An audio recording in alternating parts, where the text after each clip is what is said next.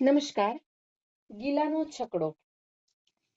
આ વાર્તાનો છેલ્લો ભાગ, ત્રીજો ભાગ અહીંયા રજૂ કરું છું.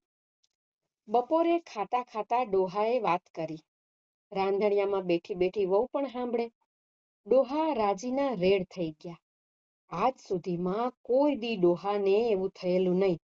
આજ પહેલી વાર ડોહાએ ગિલાને કીધું, તું આજ સાંજ પછી ફેરો ના કરતો, ઘરે રહેજે. આજ સુધીમાં કોઈ દી ગિલાને એવું થયેલું નહીં.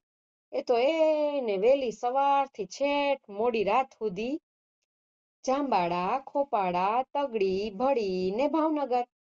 પણ આજે તો સાંજ પડતા છકડો પાદરમાં પડ્યો રહેવા દઈને ઘરે આવ્યો. હાથ પગ ધોઈને ફળિયામાં ખાટલો પડ્યો તો એની ઉપર આડો પડ્યો ને ઘણા વખતે એનું લોહી અત્યારે જંપ્યું હોય એમ લાગ્યું. ખાટલે પૈડા એને ઘરમાં ચારે કોર નજર ફેરવી. ઘર ભર્યું ભર્યું લાગ્યું. આણીપા છકડાની રમરમાટી ને આણીપા ડોહાના ઉકરાટા, કે કોઈ વાતે કમી ના ન રહી. એમાં વહુએ માથાની નીકળી. એ ઘર હંધાય કરતા સવાયું હોવું જોઈએ. પાણિયારે સ્ટીલના વાસણ, એને માથે ભગવાનના ફોટાઓની હાર, ઓસરીમાં સ્ટીલની ખુરશી, ગોખલામાં ટેપ, રંગીન ટીવી, પણ ટીવી બબે ઈંટ ગોઠવીને મૂકેલું. આ ગિલાને ખટકું. હમણાં તો ટીવીના હપ્તાની ભીંસ છે, પણ મેળ પડે તો આજકાલમાં સ્ટીલનું સ્ટેન્ડ લેતો આવું, એને વિચાર્યું. વહુના સીમંત ટાણે મહેમાનો આવશે તો વટ પડવો જોઈએ ને. ત્યાં બહાર કોઈએ સાદ પાડ્યો, એ ગિલાભાઈ. ગિલો હળફ બેઠો થયો. ડોહાએ ખડકી ઉઘાડી ને આવનારે કીધું, મુખી બોલાવે પાદર, ભાવનગર જાવું જોઈએ અબ ઘડીએ. મુખીની ભેંસને આડું થઈ ગયું. તાત્કાલિક ભાવનગર દવાખાના ભેગી કરવી જોઈએ, હાલો જલ્દી. કોણ જાણે કેમ ડોહાના દેવ માયના નહીં. ઈ મનોમન બોલી ગયો કે છકડામાં ભેંસ રહેશે. આવનાર કહે, ઈ તો 2 જણા પકડી રાખશે. આમે સવારથી ભાંભરી ને ઘેંસ જેવી થઈ ગઈ છે ને ભાવનગર ક્યાં ઘોડાને ઘેર છે. એ ગાય ઘા જવાનું છે. ઢોરનું દવાખાનું જકાત નાકા પાસે જ છે ને. હાલો હાલો ઝટ કરો. કોણ જાણે કેમ ગિલાના દેવ માની ગયા. એને મનોમન વિચાર્યું, એ ભેંસનું પાંસરું પડી જાય તો મુખી રાજી કર્યા વગર નહીં રહે. તો વળતા ટીવીનું સ્ટેન્ડ જ ઠોકતો આવું. આપણા સમાચાર આવે ઈ પેલા ટીવી સ્ટેન્ડ ઉપર હોવું જોઈએ. ગિલાને પોતાનો ફોટો જોવાનો હરખ, ને ફોટો આવે કે વહુ સામે આંખનો ઉલાળો મારવાનું નક્કી કર્યું. હમણાં ગયા ભેડો આવ્યો સમજો. બોલતો કે એને ખડકી બહાર પગ દીધો. એને તો ભાવનગર એટલે જાંબાળા, ખોપાળા, તગડી ને ભળી તો હવે ક્યાં છે જ, સીધું આવે જકાત નાકું. ગિલો ગયો એટલે ડોહા ખડકી બહાર નીકળ્યા. આમ તો કાનાના બાપ સામે રોજની ઉઠક બેઠક નહીં, પ્રસંગોપાત વાત કરી લે. ભાઈઓમાં આમ જ હોય. આને કેવું મારે કેવું, મનોમન બધું સમજતા હોય.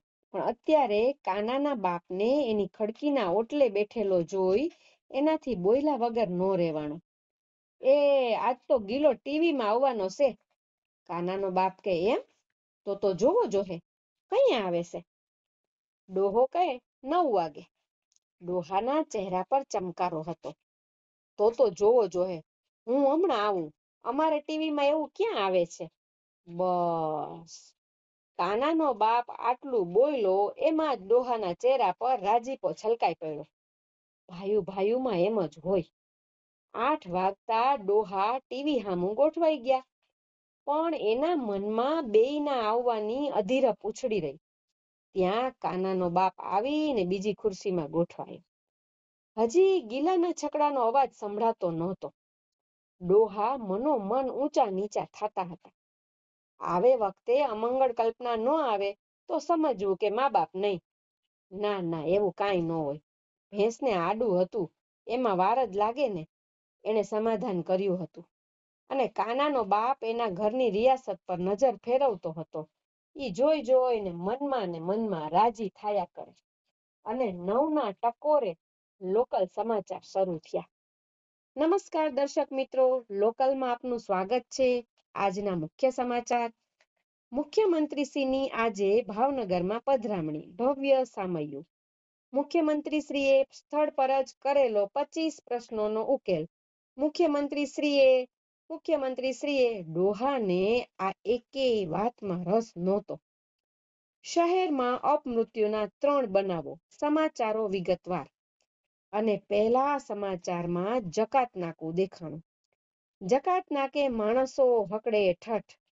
મુખ્યમંત્રીના સ્વાગત માટે ઉમટેલા મહેરામણને દેખાડ્યો.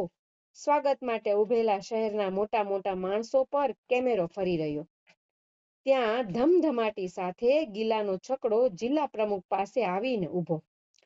ખોડુભા ઉતર્યા ને જિલ્લા પ્રમુખને મળ્યા. ત્યાં સુધી ગિલો આખો છકડા સાથે ટીવીમાં દેખાતો હતો. ગિલાને જાણે કેમેરાવાળાની ખબર હોય એમે કેમેરા સામું હસી રહ્યો હોય એવું લાગતું હતું. ડોહાએ હરખઘેલા થઈને કાનાના બાપને થાપોટોય મારી દીધો અને 1 જ મિનિટનો સીન એના મગજમાં તરબતર થઈ ગયો હોય એમ આંખો મીચી ગયા. હવે એને બીજા સમાચારોની પડી નહોતી. એના મગજમાં છકડાની રમરમાટી ચાલી રહી. એના કાન છકડાનો અવાજ સાંભળવા બેઠા થઈ ગયા. ત્યાં સમાચાર વાંચનાર બોલ્યું, અને છેલ્લે શહેરમાં બનેલા અપમૃત્યુના બનાવોમાં બેઠેલા નાડે ગમખ્વાર અકસ્માત, છકડા ચાલકનું કમકમાટી ભર્યું મોત. બનાવની વિગતો પ્રમાણે સાંજના એક ભેંસને લઈને ભાવનગર આવી રહેલો એક છકડો બેઠેલા નાળે પલટી ખાઈ જતા છકડા ચાલકનું સ્થળ પર કમકમાટી ભર્યું મોત નીપજ્યું છે. જ્યારે છકડામાં ઊભેલી વ્યક્તિ ફંગોળાઈને દૂર પડવાથી બચી જવા પામ્યા હતા. તેઓને સારવાર માટે હોસ્પિટલમાં ખસેડાયા છે. બનાવનું આશ્ચર્ય એ છે કે છકડામાંથી પછડાવાથી ભેંસને સ્થળ પર જ પાડો જન્મ્યો હતો. જોનારા એવું કહે છે કે છકડા ચાલકે છકડાનું હેન્ડલ છોડી દીધું હોત તો ઈ પણ બચી ગયો હોત, પણ કે છે ને કે છકડો એનો જીવ હતો. એ છકડા તરીકે જ આખા ગામમાં ઓળખાતો.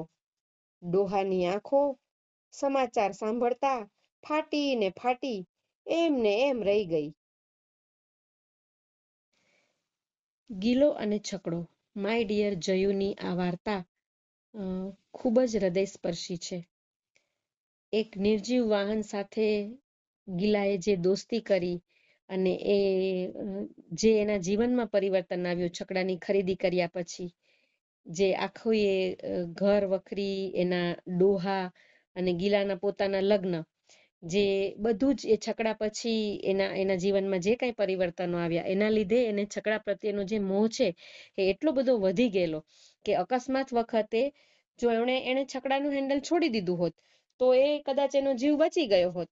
પણ ગિલો જે છે એ અકસ્માત વખતે છકડાનું હેન્ડલ છોડી શક્યો નહીં અને છેવટે એક જેને કહેવાય કે કમકમાટી ભર્યું એનું મૃત્યુ થયું.